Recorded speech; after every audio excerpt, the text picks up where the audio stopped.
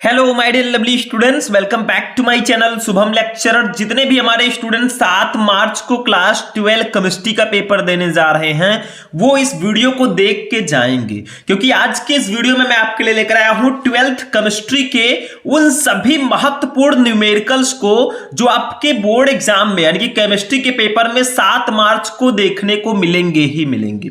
बहुत सारे स्टूडेंट कह रहे थे वैसे न्यूमेरिकल में क्या है, कुछ नहीं है, 2 ही चैप्टर है जिनके न्यूमेरिकल आने हैं। एक तो आपका विलेन चैप्टर है, पहला चैप्टर, और एक आपका तीसरा चैप्टर रासायनिक बलगत की। बाकी चैप्टर में न्यूमेरिकल्स है ही नहीं। दूसरे चैप्टर विद्युत रसायन में भी एक आध न्यूमेरिकल आ सकता है। तो आज के इस वीडियो में हम 12th केमिस्ट्री के जितने भी मोस्ट इंपोर्टेंट न्यूमेरिकल है सबको पढ़ेंगे, और इस वीडियो में हम जो चैप्टर 1 विलेन है इस चैप्टर के न्यूमेरिकल्स को सॉल्व करने वाले हैं। न्यूमेरिकल केमिस्ट्री में 10 से 15 नंबर का तो पूछा ही पूछा जाता है, तो इस वीडियो को शुरू से लेकर लास्ट तक देखना। इससे बाहर विलेन चैप्टर में कुछ भी नहीं आएगा, क्योंकि इस वीडियो में हम 12th विलेन चैप्टर के मोलरता निकालना सीखेंगे, कैसे आप मोलैरिटी निकाल सकते हैं। ठीक है, मोललता, यहां पे मोललता रहेगा। ठीक है, ये आपका होगा मोललता। ठीक है, इसको भी हम लोग निकालना सीखेंगे। ठीक, कैसे आप लोग मोलैलिटी निकालेंगे। उसके बाद में मोल प्रभाज जो होता है, मोल फ्रैक्शन, इसको निकालना सीखेंगे।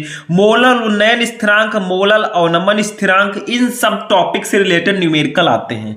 टोटल हम 5 न्यूमेरिकल देखेंगे और 5 अलग अलग टॉपिक के। पहले हम मोलरता निकालना सीखेंगे, फिर मोललता, फिर मोल प्रभाज, फिर मोलल उन्नयन स्थिरांक, फिर मोलल अवनमन स्थिरांक। ठीक है, एक एक टॉपिक के एक एक न्यूमेरिकल हम जानेंगे, और इसी टॉपिक से न्यूमेरिकल विलेन चैप्टर में आते हैं। तो वीडियो को शुरू से लेकर लास्ट तक देखना, बहुत अच्छे से मैं आपको समझाऊंगा। हो सकता है आपको मोलरता मोललता निकालना आता हो, फिर भी आपको अच्छे से देखना है। ठीक है, और इस वीडियो को लाइक कर देना, चैनल पर नए चैनल को सब्सक्राइब कर लेना। चलिए स्टार्ट करते हैं। सबसे पहले हम लोग मोलरता निकालना सीखेंगे। देखो, ये न्यूमेरिकल हो सकता है आपको पता हो, लेकिन हां, अगर इसी से कोई रिलेटेड कोई और न्यूमेरिकल भी आ जाता है तो भी आप बहुत आसानी से कर लेंगे, लेकिन उसके लिए इस वीडियो को देखना पड़ेगा। अब बहुत सारे स्टूडेंट कहेंगे सर रासायनिक बलगत की चैप्टर का न्यूमेरिकल, तो उसका भी मैं वीडियो इसके बाद बनाऊंगा। अगर इस पर अच्छा रिस्पॉन्स आया तो मैं उसका भी वीडियो लेकर आऊंगा। सबसे पहला क्वेश्चन, 5.85 ग्राम सोडियम क्लोराइड को 1 लीटर जल में घोला गया है, विलेन की मोलरता की गणना कीजिए। देखो, ये आपका क्वेश्चन है कि 5.85 ग्राम सोडियम क्लोराइड है, उसको 1 लीटर जल में घोला गया है, विलेन की मोलरता की गणना कीजिए। आपको सोडियम का अनुभार दिया गया है 23, क्लोरीन का 35.5। अब देखो, सबसे पहले ये बताओ, विलेन हमारा 2 घटकों से मिलकर बनता है, विलेय और विलायक। इसमें विलेय कौन सा है, विलायक कौन सा है? देखो, मैंने बताया था विलेय वो होता है जिसकी मात्रा विलेन में कम होती है। तो देखो, 5.85 ग्राम सोडियम क्लोराइड है और 1 लीटर जल है, तो देखो इसकी मात्रा कम है सोडियम क्लोराइड की, तो ये विलेय होगा, और जल जो है 1 लीटर है तो ये विलायक होगा। ठीक है, इतना तो समझ गए। अब देखो, सबसे पहले हम लोग जो दिया गया उसको लिखते हैं। हमें विलेय का भार दिया गया यहाँ पे, विलेय, और विलेय हमारा NaCl है, तो विलेय का भार, ठीक है, विलेय का भार ये हमें दिया गया स्टूडेंट 5.85 ग्राम। देखो, कोई जरूरी नहीं है यही न्यूमेरिकल आए, लेकिन इसके आने के चांसेस 99% है। बाकी इसी से रिलेटेड दूसरा न्यूमेरिकल भी आ सकता है। अब देखिए, विलेय का अणुभार भी हम यहां पे लिख लेते हैं। देखो, हमें विलेय हमारा है सोडियम क्लोराइड NaCl, तो इसका जब अणुभार निकालेंगे तो दोनों को जोड़ देंगे भैया, तो विलेय, ठीक है, विलेय NaCl का अणुभार ये हमें दिया गया है कितना? देखो, Na का अणुभार है 23, क्लोरीन का है 35.5, दोनों को जोड़ दो, NaCl का अणुभार आ जाएगा। तो 23 प्लस 35.5 दोनों को जोड़ोगे तो 58.5 आएगा। ये सिंपल सा है। ठीक है, अब देखिए स्टूडेंट, यहां से अब सबसे पहले हम विलेय के मोलों की संख्या निकालेंगे। देखो, विलेन की जो मोलरता होती है इसका फॉर्मूला क्या होता है, ये विलेन की मोलरता निकालने का फॉर्मूला है विलेय के मोलों की संख्या अपान विलेन का आयतन लीटर में। तो देखो, पहले हमें विलेय के मोलों की संख्या पता होनी चाहिए, तभी हम लोग मोलरता को निकाल पाएंगे। अब विलेय के मोलों की संख्या का एक फॉर्मूला होता है, मतलब भार, विलेय का भार बटा विलेय का अणुभार, ये फॉर्मूला होता है विलेय के मोलों की संख्या का। तो पहले इसको निकाल देते हैं, विलेय के मोलों की संख्या। अभी विलेन का आयतन भी दिया गया, वो हम अभी बताएंगे। मोलों की संख्या, इसका फॉर्मूला होता है विलेय का भार बटा विलेय का अणुभार। ठीक है, विलेय का भार अपान विलेय का अणुभार, ठीक है, विलेय का अणुभार, ये फॉर्मूला होता है विलेय के मोलों की संख्या का, ठीक है। तो भार को अणुभार से डिवाइड कर देंगे तो देखो विलेय का भार कितना है 5.85, ये है 5.85, ऊपर देखो दिया गया है, और अणुभार हमने निकाला है 58.5। जब गुणा भाग देंगे भैया तो 5.85 बन जा 5.85 और 10 हो जाएगा, क्योंकि 58.5 है तो इसको 10 हो जाएगा, ठीक है। तो ये हमारा आ गया 1/10। अब जब हम 1 को 10 से डिवाइड करेंगे तो हमारा कितना आएगा, ये 0.1 आएगा, 0.1, ठीक है, इतना आएगा, 0.1 मोल आ जाएगा। ये तो हमारा आ गया विलेय के मोलों की संख्या। यहां पे हम लिख देंगे विलेय के मोलों की संख्या, मोलों की संख्या, ठीक है। लेकिन एक चीज और आपको पता होना चाहिए, विलयन का आयतन देखो भैया 1 लीटर दिया गया सीधा सीधा, तो विलयन का आयतन 1 लीटर ऑलरेडी दिया है, विलयन का आयतन, ठीक है, ये हमें पहले से ही दिया गया है 1 लीटर, तो इसको कर देंगे 1 लीटर, ठीक है। ये हमारा इतना आ गया, सिंपल सा है। विलयन का आयतन जो हमें दिया है ये 1 लीटर पहले से ही दिया गया है, ठीक है, समझ में आया। तो देखिए स्टूडेंट, अब हम विलयन की मोलरता निकाल लेंगे, ठीक है, विलयन की मोलरता आसानी से निकाल लेंगे। कैसे फॉर्मूला होता है, विलेय के मोलों की संख्या अपान विलयन का आयतन लीटर में, तो विलेय के मोलों की संख्या दिया गया है 0.1 मोल, ठीक है, और अभी निकाला हमने 0.1 मोल, और विलयन का आयतन है 1 लीटर, डिवाइड कर दीजिए, सिंपल सा है, हमारी विलयन की मोलरता आ जाएगी, विलयन की मोलरता, ठीक है, मोलरता कैसे निकालेंगे, तो देखो सिंपल सा है, विलेय के मोलों की संख्या हमने निकाली 0.1, विलयन का आयतन ऑलरेडी 1 लीटर दिया गया है तो हम 1 लिख देंगे, हमारी फाइनली जो मोलरता आई वो आ गई 0.1, 0.1 को 1 से डिवाइड करेंगे तो 0.1 मोल प्रति लीटर, ठीक है, मोल प्रति लीटर, यही हो जाएगी विलयन की मोलरता, ठीक है, विलयन की मोलरता, ठीक है, ये आपका आंसर हो जाएगा। तो इसमें कुछ खास नहीं था, बस आपको सिर्फ फॉर्मूला लगाना था, वो हमने लगा दिया। हो सकता है कि यहां पे जो सोडियम क्लोराइड है इसको 250 ml दे दिया जाए, 500 ml दे दिया जाए, तो आपको उसको लीटर में कन्वर्ट करके मोलरता को निकाल लेना है। यहां पे आपका ऑलरेडी लीटर में दिया गया था, 1 लीटर जल में घोला गया था, तो हमने डायरेक्टली यहां पे डिवाइड कर दिया, हमारा मोलरता निकल गया, ठीक है। तो मोलरता निकालना सीख गए। इसमें 2 फॉर्मूला याद रखना, एक तो हमारा ये फॉर्मूला विलेय के मोलों की संख्या वाला फॉर्मूला, और एक आपका ये विलयन की मोलरता वाला फॉर्मूला, दोनों साथ साथ हैं, दोनों को देख लो, ठीक है। ये आपका हो जाएगा विलयन की मोलरता निकालने की विधि, ठीक है, सिंपल सा है। तो मोलरता समझ गए, चलिए मोलरता निकालते हैं। अब देखिए स्टूडेंट, सेकेंड न्यूमेरिकल जो हमारा है ये मोललता है। देखो 14.625 ग्राम सोडियम क्लोराइड को 250 ग्राम जल में विलेय किया गया, प्राप्त विलयन की मोललता ज्ञात कीजिए। मतलब 14.625 ग्राम सोडियम क्लोराइड है, इसको 250 ग्राम जल में घोला गया, तो विलयन की मोललता ज्ञात करो। भैया इसमें सोडियम क्लोराइड 14.625 ग्राम है और जो जल है ये 250 ग्राम है, तो इसकी मात्रा कम है सोडियम क्लोराइड की, ये विलेय होगा, और 250 ग्राम जल है ये विलायक होगा, ठीक है। तो यहां पे फॉर्मूला थोड़ा सा चेंज रहता है, पहले इसको लिखते हैं जैसे उसमें मैंने निकाला, विलेय का भार हमें दिया गया है, विलेय का भार, ठीक है, ये हमें दिया गया है 14.625 ग्राम, ये दिया गया है विलेय का भार, ठीक है। दूसरी चीज विलेय का अणुभार निकाल लेते हैं, सिंपल सा, विलेय का अणुभार, ठीक है। कैसे निकालोगे, देखो विलेय आपका सोडियम क्लोराइड है NaCl, वही सेम प्रोसेस, 23 को 35.5 से जोड़ देंगे, ठीक है, तो हमारा आएगा 58.5, उसी तरह यहां पे आया अणुभार, ठीक है। अब यहां पे भी मोलों की संख्या निकाल लेंगे, विलेय के मोलों की संख्या, क्योंकि इसका भी फॉर्मूला लगभग वैसे ही होता है, सिर्फ डिफरेंस क्या है, देखो विलयन की मोललता का फॉर्मूला होता है विलेय के मोलों की संख्या अपान विलायक का भार किलोग्राम में, यहां पे नीचे विलायक का भार किलोग्राम में रहेगा, वहां पे विलयन का आयतन लीटर में था, बस इतना सा डिफरेंस रहता है। तो यहां पे विलेय के मोलों की संख्या निकालेंगे, विलेय के मोलों की संख्या, ठीक है, तो वही प्रोसेस विलेय का भार बटा विलेय का अणुभार मैं लिखूंगा नहीं, डायरेक्टली डिवाइड करेंगे। विलेय का भार कितना है 14.625 ग्राम अपान विलेय का अणुभार है 58.5 ग्राम। इसको कट करोगे तो 14 1 जा 14, 1/4 आएगा, ये 1/4 आएगा। ठीक है, अब जब 1 को 4 से डिवाइड करोगे तो कितना आएगा, इसको भी कट करोगे तो 0.25 किलोग्राम आएगा। ठीक है, सॉरी 0.25 मोल आएगा। तो ये हमारा आ गया विलेय के मोलों की संख्या कितना आया, ये देखो 0.25। पहले हमने 14.625 को 8.5 से डिवाइड किया तो 1/4 आया, इसको डिवाइड किया तो 0.25 मोल आया। ये तो हो गया मोलों की संख्या। अब विलायक का भार देखते हैं भैया। देखो यहां पे विलायक का भार है 250 ग्राम जल है, तो विलायक का भार कितना है 250 ग्राम। विलायक का भार, ठीक है, ये हमें दिया गया है 250 ग्राम।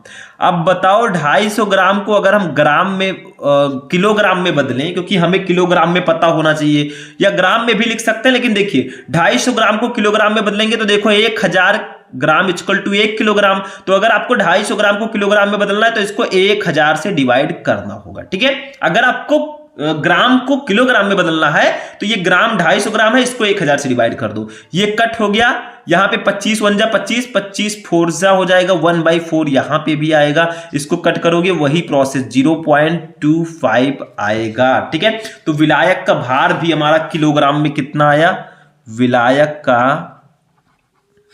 का भार, ठीक है, ये हमारा आया किलोग्राम में 0.25 किलोग्राम। ठीक है, अब देखो ध्यान दो थोड़ा सा, यहां पे मोलों की संख्या भी 0.25 है, विलायक का भार भी 0.25 है। अब विलयन की मोलरता कैसे निकालोगे, देखो इसका फॉर्मूला होता है विलेय के मोलों की संख्या अपान विलायक का भार किलोग्राम में, दोनों 0.25 हैं, नीचे भी आपका 0.25 है, दोनों को जब हम कट करेंगे तो हमारा आ जाएगा 1 मोल। ठीक है, 1 मोल प्रति किलोग्राम भी लिख सकते हैं, कोई दिक्कत नहीं, मोल प्रति किलोग्राम।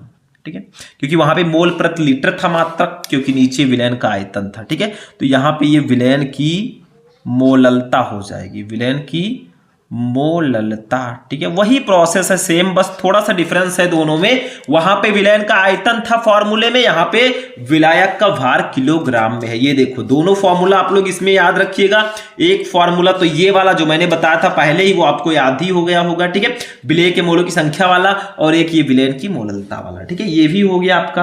अब आगे बढ़ते हैं, नेक्स्ट न्यूमेरिकल मोल प्रभाज को निकालना हम लोग सीखते हैं। देखो नेक्स्ट तीसरा, ठीक है, मोल प्रभाज कैसे निकालोगे, देखो ध्यान से समझना। 72 ग्राम जल और 92 ग्राम एथिल अल्कोहल के मिश्रण में दोनों का मोल प्रभाज ज्ञात करो। मतलब 72 ग्राम जल है और 92 ग्राम एथिल अल्कोहल है। ठीक है, इसके मिश्रण में दोनों का मोल प्रभाज ज्ञात करो। यहां पे हाइड्रोजन का अणुभार 1, ऑक्सीजन का 16, कार्बन का 12, हाइड्रोजन का 1, ऑक्सीजन का 16, ये पता होना चाहिए। ठीक है, तभी तो आप निकाल पाएंगे। अब देखो 72 ग्राम जल है और 92 ग्राम एथिल अल्कोहल है, तो इसमें कौन कम है, 72 ग्राम जल है, ये 92 से कम है भैया, तो ये विलेय है, ये विलायक है, इतना तो आप समझ ही गए। ठीक है, तो देखो यहां पे विलेय का भार देखते हैं। विलेय क्या है, जल, ब्रैकेट में आप लोग लिख दीजिएगा, नो प्रॉब्लम, जल का भार। ठीक है, ये हमें कितना दिया गया है 72 ग्राम, 72 ग्राम। ठीक है, अब बताइए जल का अणुभार कितना होगा, विलेय का अणुभार या जल का अणुभार। ठीक है, विलेय जल का अणुभार ये कितना होगा, देखो जल का फॉर्मूला होता है H2O, जल का फॉर्मूला क्या होता है H2O, हाइड्रोजन का कितना है 1, अब 2 हाइड्रोजन है तो 2 होगा, और ऑक्सीजन का 16 है तो 16 और 2 18, यानी कि हाइड्रोजन का 2 हो गया, क्योंकि 2 हाइड्रोजन है तो 2 का 1 से गुणा होगा तो हाइड्रोजन का 1 होता है, 2 का 1 से गुणा होगा 2, ऑक्सीजन 16 है, ये 16, ये हमारा 16 और 2 मिलाकर 18 आ गई। लेकिन यहीं पे हम लोग विलेय के मोलों की संख्या भी निकाल लेते हैं, भार पता है, अणुभार पता है। देखो जब आप जल का मोल प्रभाज निकालोगे तो इसका फॉर्मूला होता है जल के मोलों की संख्या अपान जल के मोलों की संख्या प्लस एथिल अल्कोहल के मोलों की संख्या, क्योंकि अगर आपको किसी भी घटक का मोल प्रभाज निकालना है तो उसके मोलों की संख्या अपान विलयन में जितने भी घटक हैं दोनों के मोलों की संख्या को डिवाइड कर देना है। ठीक है, मतलब ऊपर आप जिसका मोल प्रभाज निकालेंगे उसके मोलों की संख्या और उसको डिवाइड कर देंगे विलयन में जितने घटक हैं, जल और एथिल अल्कोहल दोनों हैं, तो दोनों के मोलों की संख्या को जोड़ देंगे और इससे डिवाइड कर देंगे, ठीक है। लेकिन अब यहां पे हम जल के मोलों की संख्या निकाल ले रहे हैं, यानी कि विलेय के मोलों की संख्या आप कहें, विलेय या जल के मोलों की संख्या, ठीक है।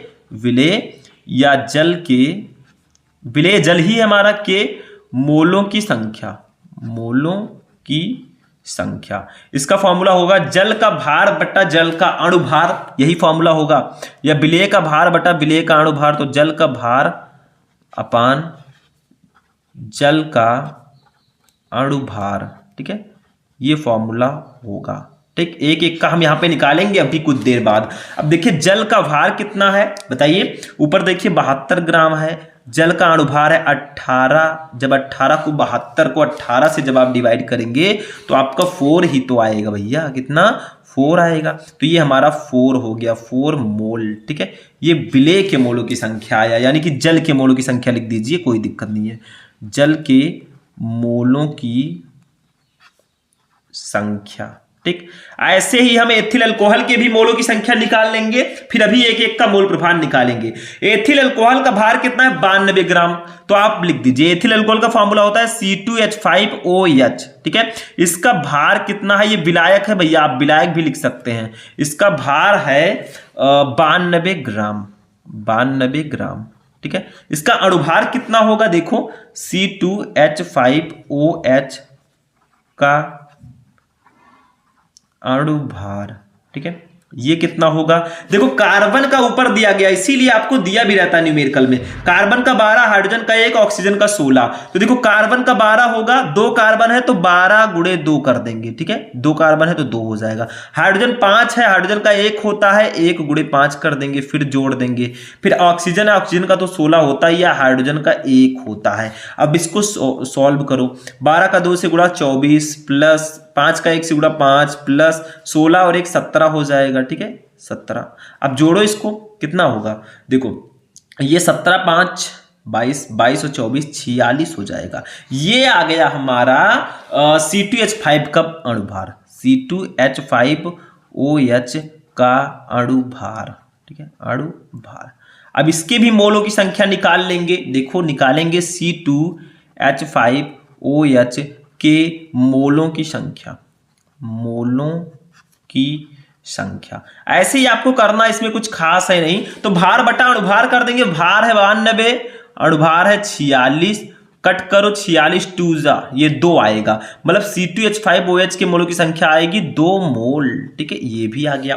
लेकिन अभी तो मोलों की संख्या हमने निकाली है, अब एक एक का मोल प्रभाज निकाल लेंगे। देखो सबसे पहले हम लोग जल का मोल प्रभाज निकालेंगे, किसका, जल का मोल प्रभाज, तो इसका फॉर्मूला होगा जल के मोलों की संख्या अपान जल के मोलों की संख्या प्लस एथिल अल्कोहल के मोलों की संख्या, ठीक है। अभी जब हम एथिल अल्कोहल का मोल प्रभाज निकालेंगे तो इसको ऊपर नीचे दोनों जगह लिखेंगे, जैसे जल को हमने लिखा है, तो यहां पे देखो जल के मोलों की संख्या कितनी है हमने निकाला है, देखो यहाँ पे 4 है, ठीक है, तो 4 हो गया अपान जल के मोलों की संख्या कितनी है, नीचे 4 ही है, और प्लस एथिल अल्कोहल के मोलों की संख्या 2 निकाला है हमने, 2 हो गया, इसको ऐड कीजिए। और एक चीज और याद रखिएगा, किसी विलयन में उपस्थित जो अवयवी घटक हैं, विलेय और विलायक, उनके जो मोल प्रभाज का योग होता है वो 1 के बराबर होता है, ये ध्यान रखना। मतलब विलयन में उपस्थित अवयवी घटकों के मोल प्रभाज का जो योग है वो 1 के बराबर आना चाहिए। अभी देखिए जल का और एथिल अल्कोहल दोनों का मोल प्रभाज निकालेंगे और दोनों को जोड़ेंगे तो 1 ही आएगा, तो 4 बटा 4 और 2 6 हो जाएगा। इसको डिवाइड करोगे तो आपका कितना आएगा, मतलब 4 बटा 6, 4 को 6 से डिवाइड कर रहे हैं तो 0.667 आएगा, अप्रॉक्स इतना आएगा। तो ये हमारा आ गया कितना, जल का मोल प्रभाज 0.667, ये होगा जल का मोल प्रभाज, जल का मोल प्रभाज। आपको दोनों निकालना है, एक का तो हमने निकाल लिया, लेकिन अभी और भी हमें निकालना है। ये जल का आ गया। अब एथिल अल्कोहल का मोल प्रभाज निकालेंगे। जिसका आप मोल प्रभाज निकाल रहे हैं उसको ऊपर भी लिखेंगे और नीचे भी लिखेंगे, जैसे उसमें लिखा था हमने। तो इसको कैसे निकालोगे, थोड़ा साइड से मैं सॉल्व करता हूं। देखो एथिल अल्कोहल के मोलों की संख्या 2 हमने निकाली, एथिल अल्कोहल के मोलों की संख्या 2 प्लस जल के मोलों की संख्या 4, इसको करो 2/6 आ जाएगा। इसको कट करोगे भैया तो कितना आएगा, ये आएगा 0.333 ऐसे करके आएगा। ठीक है, ये आ गया C2H5OH का मोल प्रभाज। यहाँ पे लिख दो C2H5OH यानी कि एथिल अल्कोहल का मोल प्रभाज। ठीक है, ये कितना आया, ये आया हमारा 0.333। ठीक है, अब अगर दोनों का जोड़ दें, आप खुद ही सोचिए, वैसे जोड़ना नहीं है आपको, दोनों को अलग अलग निकालना था, हमने निकाल दिया। लेकिन अगर दोनों को जोड़ा जाए अप्रॉक्स, देखो जल के मोल प्रभाज को और इसके मोल प्रभाज को, देखो जल का मोल प्रभाज कितना है, मैं यहीं पे जोड़ देता हूं 0.667 है, और एथिल अल्कोहल का मोल प्रभाज 0.333 है, 0.333। तो कितना आएगा 7 3 10 0 6 3 9 1 10 0 6 3 9 1 10 0 10.1। देखो 1 के बराबर आया कि नहीं आया। वही मैंने कहा कि किसी विलयन में उपस्थित जो अवयवी घटक हैं विलेय और विलायक, दोनों के मोल प्रभाज का योग हमेशा 1 होता है। ठीक है, ये ध्यान में रखना। ये भी न्यूमेरिकल हमारा हो चुका है, सिंपल सा इंपॉर्टेंट, काफी ज्यादा इंपॉर्टेंट ये न्यूमेरिकल था, इसको आप मिस आउट नहीं कर सकते। ठीक है, नेक्स्ट न्यूमेरिकल जो हम आपके सामने लेकर आ रहे हैं ये भी बहुत इंपॉर्टेंट है। मोलल उन्नयन स्थिरांक, मोलल अवनमन स्थिरांक, ये सब निकालना आपको आना चाहिए। देखो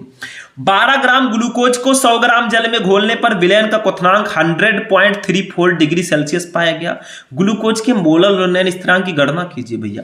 मतलब 12 ग्राम ग्लूकोज को 100 ग्राम जल में घोला गया, वही प्रोसेस यहां पे भी विलेय और विलायक होंगे। 12 ग्राम ग्लूकोज है, विलेय है, 100 ग्राम जल है, ये विलायक है। इनको घोला गया तो विलयन का क्वथनांक 100.34 डिग्री सेंटीग्रेड पाया गया, यानी कि क्वथनांक में उन्नयन हुआ, बढ़ा क्वथनांक, क्योंकि जल का जो क्वथनांक होता है वो 100 डिग्री सेल्सियस होता है। शुद्ध विलायक का क्वथनांक, शुद्ध जल का क्वथनांक 100 डिग्री सेंटीग्रेड होता है। लेकिन यहां पे जब दोनों को घोला गया तो 100.34 डिग्री सेंटीग्रेड पाया गया, यानी कि क्वथनांक में उन्नयन हुआ। उन्नयन का मतलब बढ़ा, ठीक है, बढ़ना। ग्लूकोज के मोलल उन्नयन स्थिरांक की गणना करो। आपको कार्बन का अणुभार, ऑक्सीजन, हाइड्रोजन का दिया गया। तो देखो, तो यहां पर जो जो दिया गया सबसे पहले हम उसको लिखेंगे। ठीक है, देखिए यहां पे 12 ग्राम ग्लूकोज दिया गया है, यानी कि ये विलेय है हमारा, और 100 ग्राम जल दिया गया, ये विलायक है। ठीक है, तो यहां पे लिखेंगे विलेय का भार हमें दिया गया सबसे पहले। विलेय आपका है ग्लूकोज। ठीक है, ग्लूकोज, ग्लूकोज का भार दिया गया है, का भार। ठीक है, इसको हम लोग डिनोट करेंगे स्मॉल w से। स्मॉल w हमें दिया गया है 12 ग्राम, 12 ग्राम। ठीक है, या तो फिर मैं बोल देता हूं, आप लोग लिख दीजिएगा। ठीक है, दूसरी चीज हमें दी गई, इसका अणुभार निकाल लेते हैं। देखो ग्लूकोज का फॉर्मूला होता है C6H12O6, सॉरी O6। ठीक है, इसका अणुभार, ये हमारा विलेय है। ठीक, इसका अणु भार निकाल लेंगे, इसको हम लोग डिनोट करेंगे स्मॉल m से, या m से डिनोट करेंगे। ठीक है, तो यहां पे आपका कितना होगा, देखो कार्बन का मैंने बताया 12 है, तो कार्बन का 12 है तो 6 कार्बन है तो 12 × 6 हो जाएगा। ठीक है, जितने कार्बन है उतने से गुणा। हाइड्रोजन 1, हाइड्रोजन का 1 होता है, 12 हाइड्रोजन है तो 12 × 1 हो जाएगा, मतलब हाइड्रोजन का 1 है 12। ठीक है, प्लस ऑक्सीजन का 6 है और ऑक्सीजन का अणुभार होता है 16, तो 16 × 6। ठीक है, टोटल इसको हम जब ऐड करेंगे तो हमारा जो m आएगा वो कितना आएगा, देखो ध्यान देना, 12 का 6 से गुणा करेंगे। ठीक है, तो कितना आएगा 72 आएगा, और प्लस 12 1 जा 12 हो जाएगा, प्लस 16 6 जा 96 हो जाएगा। ठीक है, टोटल अगर आप लोग इसको ऐड करेंगे तो हम लोग कैसे ऐड करेंगे, देखो लास्ट में 6 2 8 8 2 10, यानी कि 0 हो गया हमारा। ठीक है, और 9 1 10 10 7 17 और 1 80, 180 आएगा। ये हो गया स्मॉल m। ठीक, अभी मैं फॉर्मूला बताऊंगा, टेंशन मत लेना। इसके बाद में विलायक का भार दिया गया 100 ग्राम जल, तो विलायक का भार हम लोग यहां पे लिखेंगे। जो जो दिया गया पहले उसको क्लेरिफाई कर लेते हैं। ठीक है, विलायक का भार, ठीक, इसको हम लोग डिनोट करेंगे कैपिटल W से, क्योंकि ये विलायक है। ठीक, विलेय का भार स्मॉल w था, इसकी वैल्यू दी गई है 100 ग्राम, तो इसको 100 ग्राम लिख देंगे। ठीक, अब एक चीज और ध्यान दीजिए, देखो यहां पे आपको क्वथनांक में उन्नयन निकालना होगा, क्योंकि देखो विलयन का क्वथनांक 100.34 डिग्री सेल्सियस हो गया और शुद्ध विलायक का क्वथनांक 100 डिग्री सेल्सियस होता है। ठीक है, तो कितना ज्यादा बढ़ा, उसको निकालने के लिए हमें जो क्वथनांक यहां पे है उसमें से शुद्ध विलायक के क्वथनांक को घटाना होगा, तभी हम क्वथनांक में उन्नयन निकाल पाएंगे। तो देखो हमें विलयन का क्वथनांक दिया है, मैं यहां पे बता देता हूं कैसे निकालेंगे, क्योंकि ये आगे बहुत ज्यादा काम आएगा। विलयन का क्वथनांक ये हमें दिया गया है कितना, देखो हमें दिया गया ऊपर 100.34 100.34 डिग्री सेल्सियस हमें दिया है। ठीक है, अब शुद्ध विलायक का, शुद्ध जल का क्वथनांक या शुद्ध विलायक का क्वथनांक कितना होता है? शुद्ध जल का क्वथनांक, ठीक है, ये होता है भैया 100 डिग्री सेल्सियस। ठीक, 100 डिग्री सेल्सियस इतना होता है। अब क्या करेंगे, अगर हम विलयन के क्वथनांक में से शुद्ध जल का क्वथनांक घटा देंगे तो क्वथनांक में उन्नयन निकल आएगा, क्योंकि क्वथनांक में उन्नयन पता होना चाहिए। ठीक है, तो क्वथनांक में उन्नयन, ठीक है, उन्नयन, इसको हम लोग डिनोट करते हैं डेल्टा टीवी से। ये आपका कितना आएगा? देखो, इसको 100.34 डिग्री सेल्सियस में से 100 डिग्री सेल्सियस को घटा देंगे। ठीक है, तो हमारा क्वथनांक में उन्नयन आ जाएगा डेल्टा टीवी। ये आएगा, देखो, जब 100.34 को 100 से घटाएंगे तो ये हमारा 0.34 डिग्री सेल्सियस आ जाएगा। ठीक है, ये आ गया।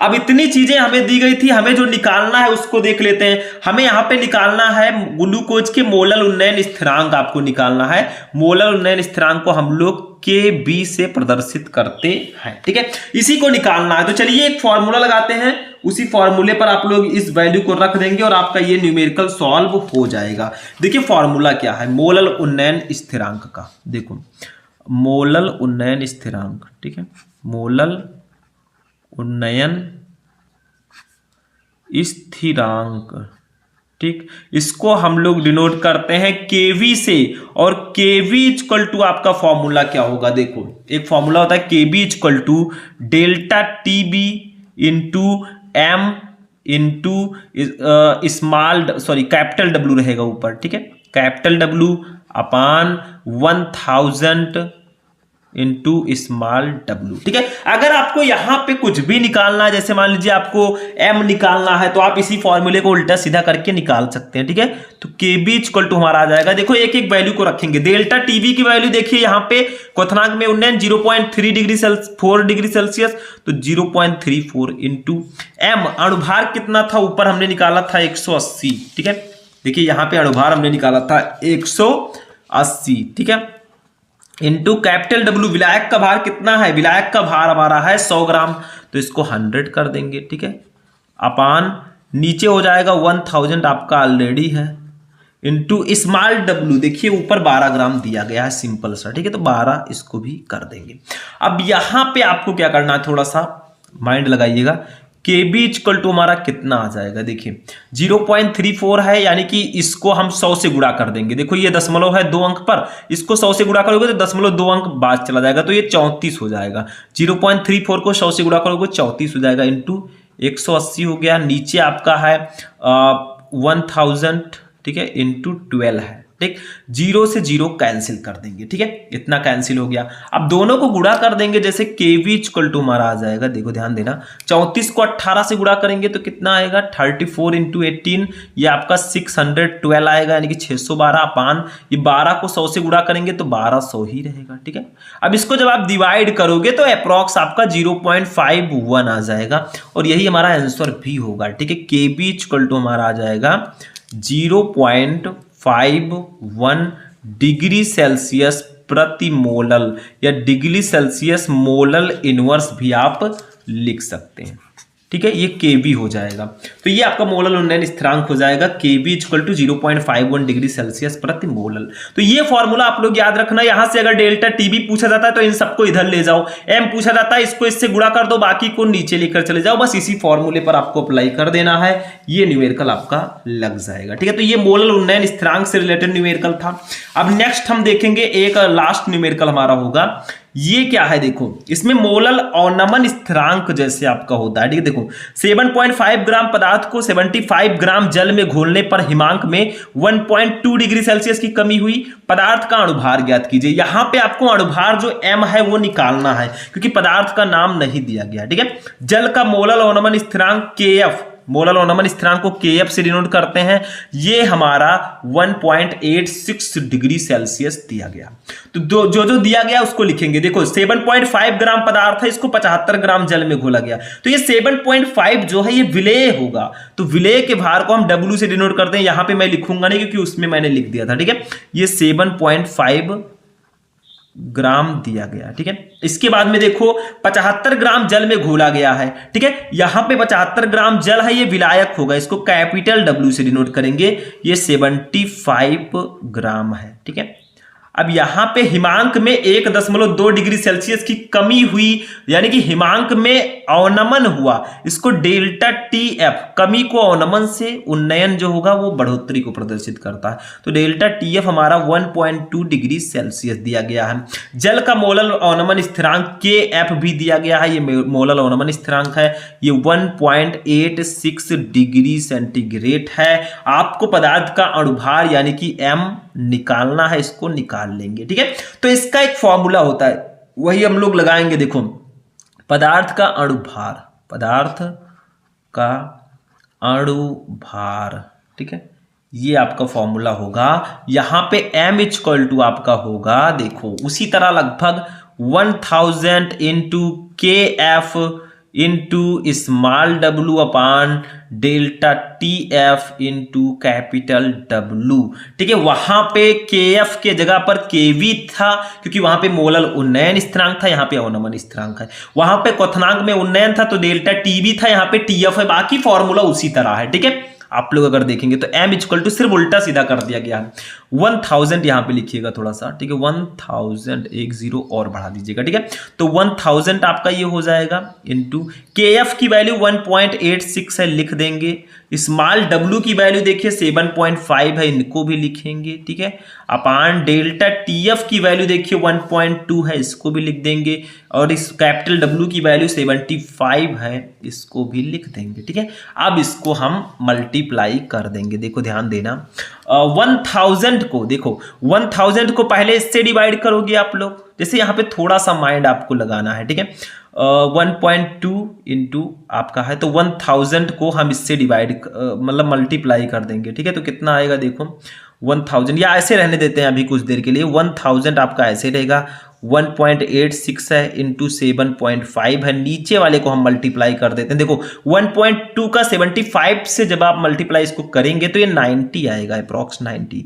यहाँ से 0 से 0 कैंसिल कर देंगे। आपका ऊपर क्या बचा, देखो ध्यान देना, ऊपर बचा आपका इसको 100 को 1.86 से क्या करेंगे, गुणा कर देंगे। तो देखो यहाँ पे 0.2 अंक पर है, तो इसको गुणा करेंगे तो ये 186 आ जाएगा। क्यों? क्योंकि ये 2 अंक पर था, 100 से हमने गुणा किया तो ये एडजस्ट हो गया, इंटू 7.5 अपान 9 रहेगा। इसको गुणा करो, 186 को 7.5 से गुणा करो तो 1395 आएगा। ठीक है, अपान 9 आप मल्टीप्लाई करके देख लीजिएगा, इसको कट करेंगे तो 155 आ जाएगा सीधा सीधा। ठीक है, तो यहाँ पे जो अणुभार हमारा M आया वो आया 155, ठीक है, ग्राम प्रति मोल।